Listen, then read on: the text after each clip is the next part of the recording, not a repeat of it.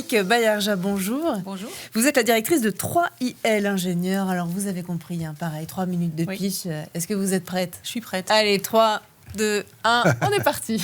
Bonjour à toutes et à tous. Donc 3IL Ingénieurs, c'est une école associative, donc une école d'ingénieurs accréditée par la commission des titres d'ingénieurs, membre de la CGE et reconnue par l'État d'intérêt général pour ses valeurs de mixité, d'inclusion, d'égalité des chances et surtout de non-lucrativité. Donc c'est une école généraliste en informatique et dans les nouvelles technologies de l'information, située sur 3 campus, donc le campus historique de la création Limoges, et puis Rodez et Nantes. Donc, on a 2 années de cycle préparatoire intégré qui sont plutôt orientés, bien sûr, informatique, projet en équipe et professionnalisation, de telle sorte que nos élèves se projettent rapidement avec une posture d'ingénieur, donc dès le bac+1, qu'ils puissent aussi appréhender les besoins et les attentes des entreprises et puis connaître un petit peu les métiers de l'ingénieur pour pouvoir se projeter plus facilement ensuite sur le cycle ingénieur. Donc, ce cycle préparatoire intégré se fait uniquement sous statut d'étudiant à Limoges. Donc ensuite, on a 3 années de cycle ingénieur qui se réalisent sous statut d'étudiant et d'alternant cette fois-ci à Limoges et uniquement sous statut d'alternant à Nantes et à Rodez. Donc ces 3 années de cycle ingénieur forment finalement des cadres supérieurs qui vont être capables de piloter des projets de transformation numérique dans tous les secteurs d'activité, donc de l'industrie aéronautique, automobile, l'agroalimentaire, la santé, l'énergie, tout ce qui est aussi banque, finance, assurance et bien sûr les sociétés de services du numérique. Alors l'année Bac+3, c'est une année d'approfondissement des connaissances et des compétences en informatique généraliste pour nous, tout ce qui est développement d'applications, réseaux, infrastructures, systèmes, cybersécurité, base de données, c'est important.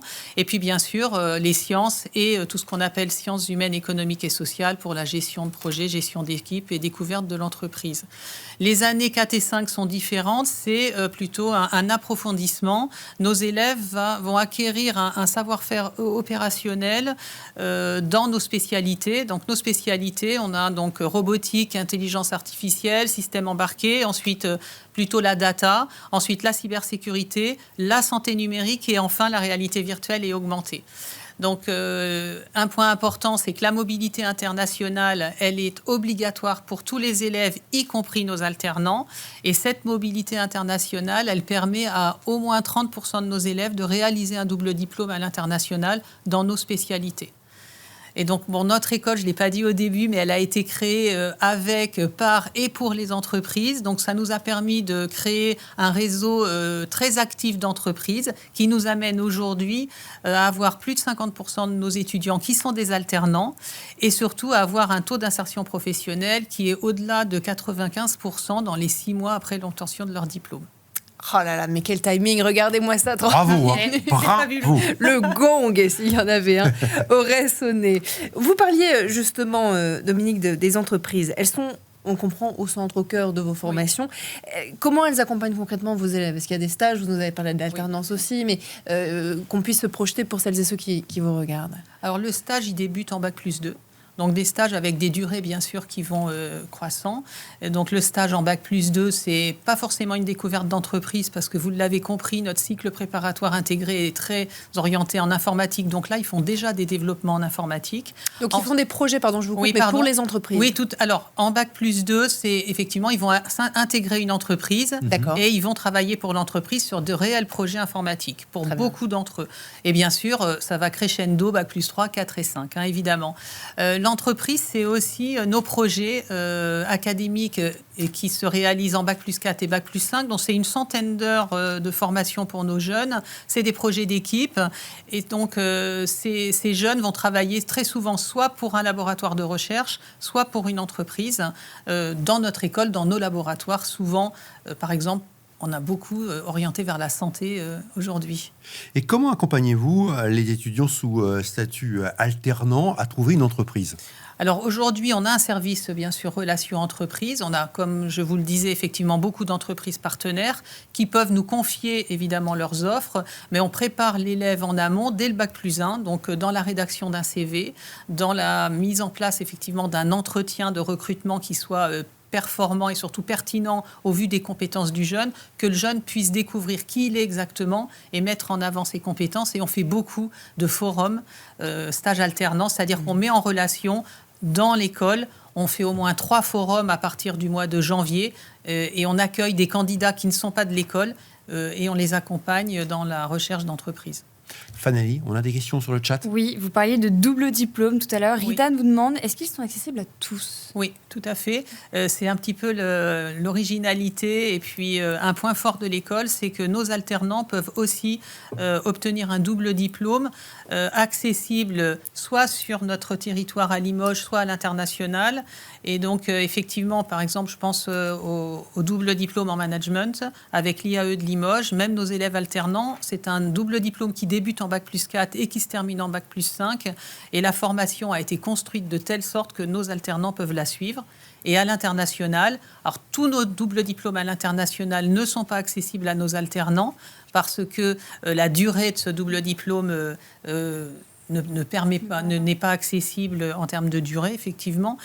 Sinon, tous les élèves, par contre, étudiants, ont accès à ces doubles diplômes. Elle sera contente alors, je pense. Oui, bien sûr.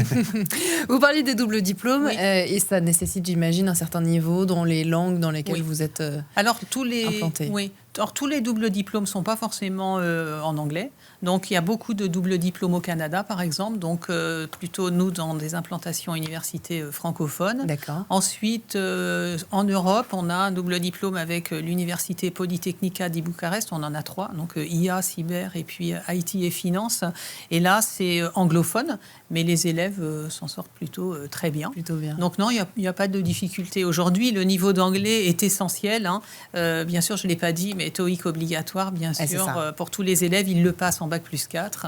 Et puis aujourd'hui, je trouve que les élèves ont un niveau d'anglais qui est quand même très satisfaisant. Ouais. Oui, bien mieux que celui que nous avions, enfin que j'avais en tout cas, à leur âge. On dira rien, On promis. dira rien, effectivement. Dominique, vous avez beaucoup parlé d'apprentissage, Oui. d'alternance évidemment important. Quels sont les avantages? Et puis, est-ce que c'est accessible à tous les profils d'étudiants, l'alternance, l'apprentissage? Alors, les élèves entrent en apprentissage à 3IL, soit en Bac plus 3, donc avec un profil plutôt techno, on va dire, des élèves qui arrivent d'un BUT, 3 aujourd'hui, ou d'un BTS, mais aussi des élèves qui ont fait une classe préparatoire aux grandes écoles, par exemple MPI.